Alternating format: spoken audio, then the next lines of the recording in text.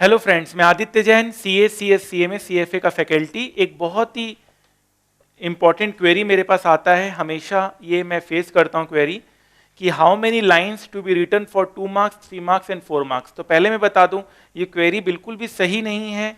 ये इस तरह की क्वेरीज हम लोग डेफिनेटली एड्रेस जब करते हैं तो उसका क्लियर कट आंसर कभी बन नहीं पाएगा। ये सिचुएशन टू सिचुएशन और क्वेश्चन टू क्वेश्चन डिपेंड करता है। हालांकि अगर मैं आपको इसमें कुछ ज्यादा नहीं बोलूंगा तो आप डिसअपॉइंटेड होंगे। तो चलिए, मैं थोड़ा सा रिसर्च करके आया हूं इसके ऊपर। आप डेफिनेटली इस रिसर्च को समझिए ताकि आपको थोड़ा बहुत नॉलेज हो कि मैं क्या इस पे मेरी पॉइंट ऑफ व्यू है। ये जो मेरी टॉपिक जो मैं डिस्कशन कर रहा हूं किसी भी पेपर के लिए है, किसी भी सब्जेक्ट के लिए।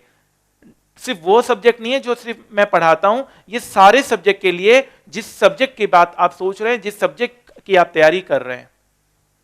ठीक है सर। तो देखिए, एक अगर हम नॉर्मल पेपर का लेंथ देखें तो पेपर का नॉर्मल ये लेंथ आता है, इस तरह का आपको आंसर शीट मिलता है नॉर्मल। अब इसमें ऊपर मार्जिन और आपके साइड में ये मार्जिन और नीचे भी मार्जिन रहता है। ये हमेशा ध्यान रखिएगा, मार्जिन जहां पर है वहां पर कुछ भी नहीं लिखना है, कुछ भी नहीं लिखना है, उसको एकदम ब्लैंक छोड़ना है। सिर्फ क्वेश्चन नंबर लिखना है और कुछ नहीं लिखना। मैं देखता हूं बच्चे मार्जिन के नीचे ऊपर दाएं बाएं भी लिखते हैं, दैट इज नॉट करेक्ट। ठीक है, चलिए। तो अब ये लेंथ ऑफ पेपर के हिसाब से मैं बताऊंगा क्या मेरा आंसर होना चाहिए। ठीक है, आइए तो एक क्वेश्चन हम देखते हैं। क्वेश्चन आपका है यहां पर, state the main problems faced in securitisation in India. तो यहां पे बोला गया है कि कोई प्रॉब्लम्स बताइए। 4 नंबर का क्वेश्चन है, ये थ्योरी का क्वेश्चन है, मैंडेटरी क्वेश्चन है। ठीक है, मैंडेटरी सेगमेंट में ये क्वेश्चन है। तो 4 नंबर का है, तो नॉर्मल बच्चे की माइंड में क्या चलेगा कि 4 नंबर है तो 4 पॉइंट लिखना है। लेकिन यहां पर आपको सारे प्रॉब्लम्स बताने पड़ेंगे जो आपके बुक में लिखा हुआ है। जो आपके बुक में प्रॉब्लम्स लिखे हुए हैं उसको सारे आपको बताने चाहिए। सिर्फ ये वाला जो बात है ना कि 4 नंबर है तो 4 पॉइंट से लिखना है, ये बिल्कुल भी मुझे सही नहीं लगता।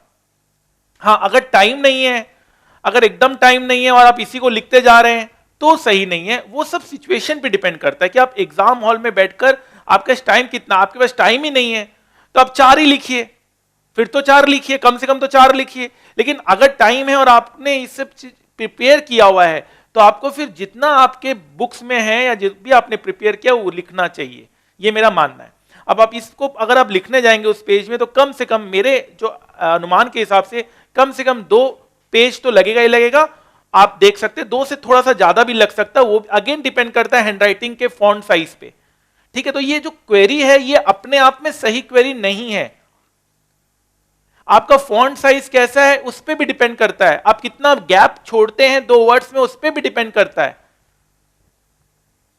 तो अगेन मेरे को जहां तक लगता है 2 पेज कम से कम 2+ ही लगेगा ये पूरा थ्योरी लिखने में। और डेफिनेटली आपको इवन टू वन एग्जाम में याद रहेगा नहीं, आप एटलीस्ट पॉइंट्स याद करके उसमें लिखने जाएंगे तो आप ये माइंड में नहीं सोच के लिखेंगे कि यार मुझे सिर्फ 2 पेज में कवर करना है इसको या 1 पेज में कवर करना है। सर ने कहा था 4 नंबर का है तो 1 पेज में लिखना, 4 नंबर का है तो 2 पेज में लिखना, तो मुझे 2 पेज में कवर करना है। No, never. और मुझे लगता है आप ऐसा सोचते भी नहीं होंगे। तो फिर ये क्वेरी कहां से आ रही है? तो ये क्वेरी ये अपने आप में क्वेरी सही नहीं है। ठीक है, तो 4 नंबर का क्वेश्चन था, आपको कम से कम 2+ पेज इसमें लग रहे हैं, 2 से ज्यादा ही लगेंगे। अच्छा, अब एक और मैं देख रहा हूं, state briefly the basic characteristics of venture capital financing. एक थ्योरी आपके पास है कि आपको वेंचर कैपिटल फाइनेंसिंग का ब्रीफ कैरेक्टरिस्टिक्स बताइए। कोई भी थ्योरी, ऑडिट, लॉ, कोई भी सब्जेक्ट आप कर रहे हो वो सब आप अपना सब्जेक्ट का थ्योरी आप सोचिए कि ये होता तो क्या लिखते। क्योंकि मेरे पास ये थ्योरी है तो मैं ये एक्सप्लेन कर रहा हूं, कोई भी थ्योरी आप लेकर इस चीज को सोच सकते हैं। तो 4 नंबर का है, ये कैरेक्टरिस्टिक्स लिखना है वेंचर कैपिटल फाइनेंसिंग का। तो यहां पे 4 पॉइंट्स ही हैं, यहां पर 4 पॉइंट्स ही हैं। तो अब ये 4 पॉइंट्स है तो आप ये भी नहीं सोचेंगे कि 4 पॉइंट्स मेरे 1 पेज में कवर होंगे या 2 पेज में कवर होंगे। ये डेफिनेटली 1 पेज, थोड़ा सा 1 पेज से यहां पर ज्यादा लग सकता है ये थ्योरी कवर करने में। तो वहां पे 4 नंबर का थ्योरी था, वहां आपको 2 से ज्यादा पेज लग रहा था। यहां पे आपका 4 नंबर थ्योरी है, यहां पर 1 से ज्यादा पेज लग रहा है। तो कहने का मतलब ये कि ये सोच ही आप हटा दीजिए कि कितने नंबर के लिए कितना पेज लिखना है। आपने जो प्रिपेयर किया हुआ है वो आपको लिखना है, प्लस टाइम को भी आपको देखते रहना है कि ऐसा नहीं कि आपने पूरा एक ही थ्योरी पे पूरा आपने 3 घंटा 4 घंटा उसी में आपने लगा दिया। तो ये स्मार्ट प्लस सिचुएशन के हिसाब से आपको अपने चीजों को करना है। सेम लाइक आप क्रिकेट होता है, क्रिकेट में मान लो वर्ल्ड कप का फाइनल मैच चल रहा है, तो अब प्लानिंग तो होती है एक ओवर में कितना रन बनाना है, तो वो कोई सिचुएशन के हिसाब से बॉलर एकदम अगर मतलब बॉलर खतरनाक आ रहा है, उसकी बॉलिंग बहुत अच्छी जा रही है, तो उसमें आप थोड़ा संभल के खेलेंगे। और अगर बॉलर आसान है तो उसमें आप एक ओवर में 20 रन भी बना सकते हैं, 30 रन बना सकते हैं, और एक ओवर में 2 रन ही बनाए। तो सिचुएशन क्या है, अगर आपके पास पेपर बहुत टफ आया है, उस एग्जाम में पेपर बहुत टफ आया मान लीजिए, और आपसे क्वेश्चंस हो नहीं रहे हैं और आपके पास सिर्फ 2-3 क्वेश्चन ही करने के लिए है, तब तो आप और टाइम लगाएंगे और अच्छा इसको और बना के सजा के लिखेंगे। और अगर टाइम ही नहीं है और आपके पास टाइम की कमी है तो आप फटाफट लिखेंगे, उसमें 1 पेज क्या और 2 पेज क्या। ठीक है सर, एक और थ्योरी लेते हैं। Briefly describe any 4 source of short term finance. 4 तो यहां 4 बोला हुआ है तो 4 ही लिखना है, यहां तो बोल ही दिया, तो अब यहां 5 नहीं लिखना है, यहां 4 पॉइंट्स ही लिखने हैं। अब वो 4 पॉइंट्स कितने पेज में कवर होंगे ये सोचने वाली बात है, ये आपको देखने वाली बात है कि 4 यहां पर आपको पॉइंट्स लिखने हैं। ठीक है सर, फाइन फाइन।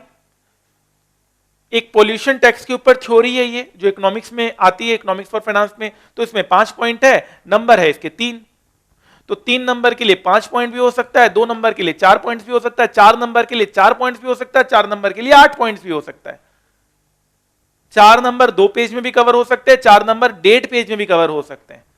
तो आई होप ये बात आपने बिल्कुल समझ ली। और मैंने एक tips for examination, tips before examination का एक बहुत अच्छा वीडियो बनाया था पहले, बहुत कम लोगों ने उसे देखा है, मैंने बहुत मेहनत करके वैसे बनाया था। मैं चाहता हूं कि आप डेफिनेटली उसको जरूर देखिएगा, उस वीडियो को बहुत मेहनत करके मैंने वो प्रेजेंटेशन बनाया था, उसमें मैंने एक एक बात वहां पर और डिटेल में समझाई हुई है। मैं उसका डिस्क्रिप्शन बॉक्स में उसका लिंक दे दूंगा।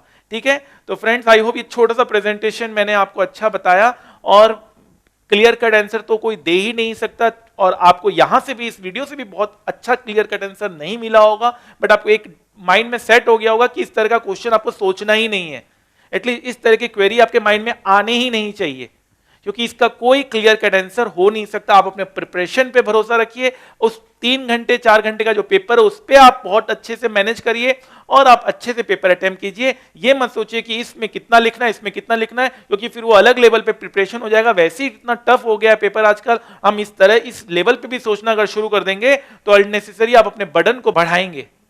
तो फ्रेंड्स आई होप ये जो क्वेरी है उसको मैंने बेस्ट पॉसिबल मैनर में सॉल्व किया है, और इस तरह के आपके जितने भी क्वेरीज हैं प्लीज मुझे बताइएगा, मैं कोशिश करूंगा उसको वीडियो एक्सप्लेनेशन में आपको बहुत सिंपल वे में समझाने की, with practical examples, with screenshot, कि ये इसमें इतना लिखना है, इसमें इतना लिखना है, और इसमें किस तरह से आपको प्रेजेंट करना है। तो आपकी क्वेरी का मैं इंतजार करूंगा। Wish you all the best. अपने हेल्थ का ख्याल रखें, और याद रखिएगा अभी हेल्थ अच्छी है तो वेल्थ अपने आप अच्छी होगी। और हमेशा पॉजिटिव सोचें, क्योंकि अगर आप नेगेटिव सोचेंगे तो आप कहीं नहीं पहुंच सकते, और पॉजिटिव सोचने वाला इंसान कहां तक पहुंच सकता है जिसकी कोई सीमा नहीं है। Thank you so much.